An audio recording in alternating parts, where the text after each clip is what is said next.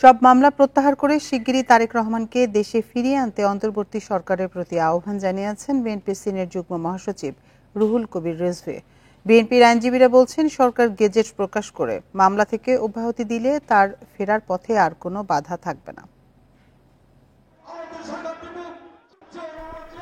১৬ বছর ধরে যুক্তরাজ্যে নির্বাসিত জীবনযাপন করছেন বিএনপির ভারপ্রাপ্ত চেয়ারম্যান তারেক রহমান। ১/১১ জরুরি অবস্থার সরকার ও পরে আওয়ামী লীগের আমলে তার বিরুদ্ধে মামলা হয় অর্ধশতাধিক। এর মধ্যে সাজা হয়েছে ৬ মামলায়, কিছু স্থগিত। ২০০৭ সালে গ্রেফতারের পর বন্দিদশায় নির্যাতনের শিকার হন তিনি। অসুস্থ অবস্থায় চিকিৎসার জন্য লন্ডনে যান। প্রতিকূল রাজনৈতিক পরিস্থিতিতে আর ফেরা হয়নি দেশে। ৫ আগস্ট ছাত্র জনতার গণঅভ্যুত্থানে স্বৈরাচারের পতনের পর তারেক রহমানকে দেশে ফেরানোর প্রত্যাশা তৈরি হয় বিএনপি নেতাকর্মী ও সমর্থকদের মধ্যে। রাজনৈতিক মামলায় অনেকের সাজা মওকুফ বা প্রত্যাহার হলেও বড় ধরনের অগ্রগতি নেই তার বিষয়ে।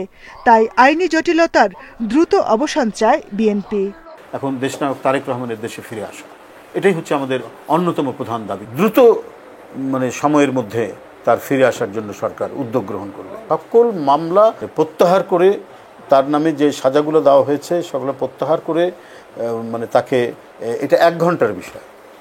এটা আজকে যে কোনো সময় একটা এক্সিকিউটিভ অর্ডার দিয়ে সেটা প্রত্যাহার করা যাবে। আইনজীবীরা বলছেন, সরকার চাইলে আইনি বাধা সরিয়ে বিএনপির ভারপ্রাপ্ত চেয়ারম্যানকে দ্রুত দেশে ফিরিয়ে আনা সম্ভব।